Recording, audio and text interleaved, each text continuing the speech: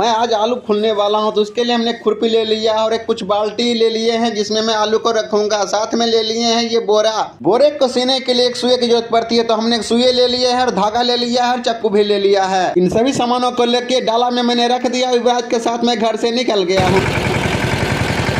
Finally हम खेत में पहुंच चुके हैं। इसी मक्के के अंदर में आलू है, इसी आलू को हमें खुनना है। फाइनली हमने आलू खुनना शुरू कर दिया और बाल्टी में भर के उसको बोरे में कसना शुरू कर दिया। बोरे में आलू को भर भर के मुंह को सीता चला गया, जिससे मुझे ले जाने में आसानी होगा।